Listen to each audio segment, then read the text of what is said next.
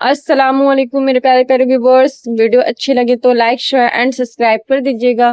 اللہ کریم آپ کو اچھی صحت، زندگی کی ہر موڑ پر کامیابی و کامرانی عطا فرمائے، اور اللہ تعالیٰ کے نگہبان فرشتے ہر وقت ہر جگہ آپ کی حفاظت کرے، آمین یا رب العالمین۔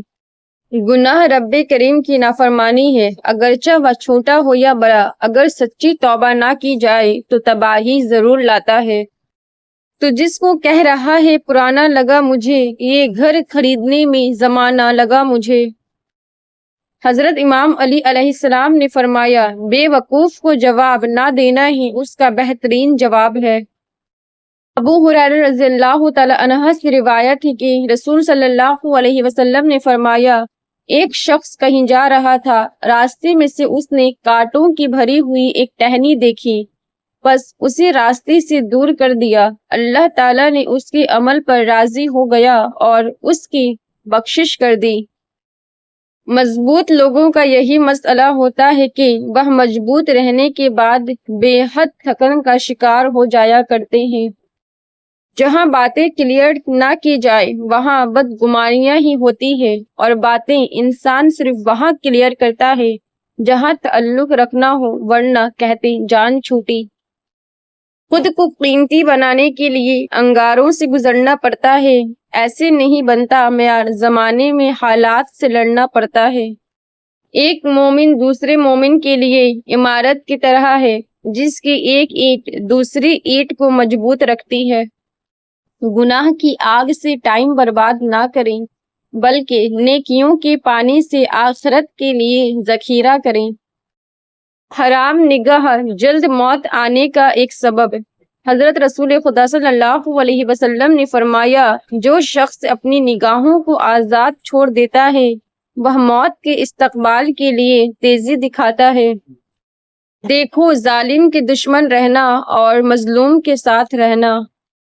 آج میں نے تلاش کیا اس کو اپنے آپ میں، وہ مجھے ہر جگہ ملا، ایک تقدیر کے سوا۔ شاید دنیا میں سب سے بڑا قحط رشتوں کے تقدس کا ختم ہونا ہے۔ دوسروں کے اندر سے کیڑے نکالنے والوں کو خود کے اندر صاف کیوں نظر نہیں آتے؟ تم تصور میں ہو ہر دم، کیسے کہہ دوں کہ دیکھا نہیں ہے؟ ایسے پردہ پہ قربان جاؤں، لاکھ پردوں میں پردہ نہیں ہے۔ مجھے اسے اس کی ضرورت ہے، سوائے اس مصیبت کے یہ دنیا خوبصورت ہے۔ ایک حسین آنکھ کے اشارے پر قافلے راہ بھول جاتے ہیں۔ طاقت کے زور پر آپ تانا شاہ یا پھر یزید کہلا سکتے ہو، لیکن بادشاہ بننے کے لیے دلوں کو جیتنا پڑتا ہے۔ کبھی کبھار بہترین تک پہنچنے کے لیے لامحالہ آپ کو بدترین سے گزرنا ہی ہوتا ہے۔ مایوس مت ہو، برداشت کیجیے اور سفر مکمل کیجیے۔ تیرے کردار سے مجھے کیا غرض، مجھ سے سوال میری نیت کا ہوگا۔ سینہ تان کر غلط کو غلط کہو، تاریخ باغی کہہ سکتی ہے، غلام نہیں۔ تمہارے درد کے لیے قرآن ہے، تمہاری خواہشات کے لیے دعا ہے، تمہارے غم کے لیے نماز ہے، تمہارے گناہوں کے لیے استغفار ہے۔ نبی کریم صلی اللہ علیہ وسلم نے فرمایا کہ بہترین کمائی ان تاجروں کی ہے جب ان کے پاس امانت رکھوائی جائے تو خیانت نہ کریں۔ فرمان مصطفیٰ صلی اللہ علیہ وسلم، مسافر کی موت شہادت ہے۔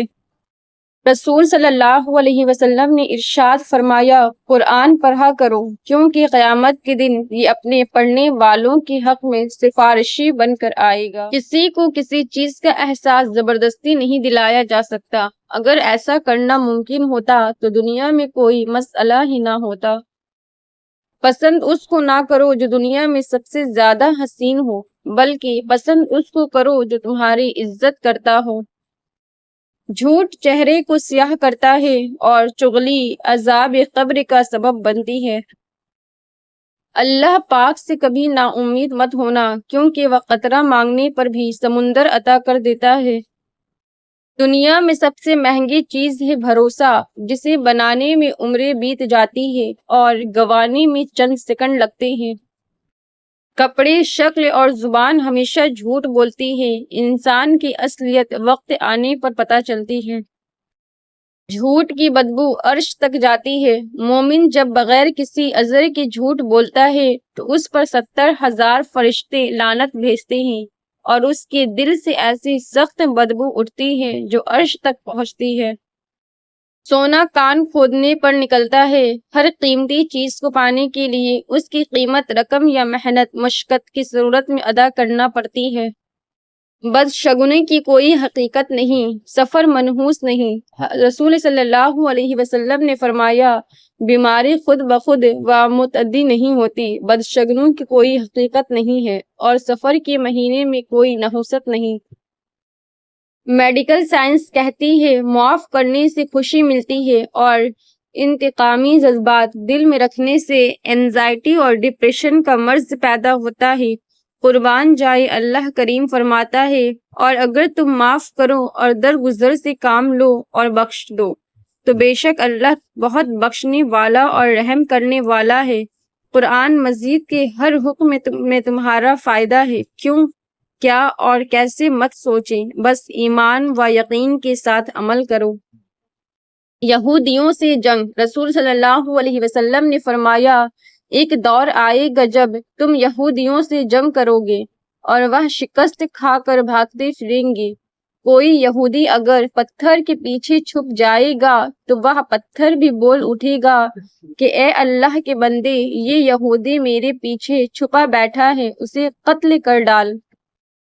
احترام کمال کی جذبہ ہے جو ہمیں ہر دل عزیز بنا ہی دیتا ہے، جو صرف بزرگوں کے لیے نہیں بلکہ ہر انسان کے لیے ضروری ہے۔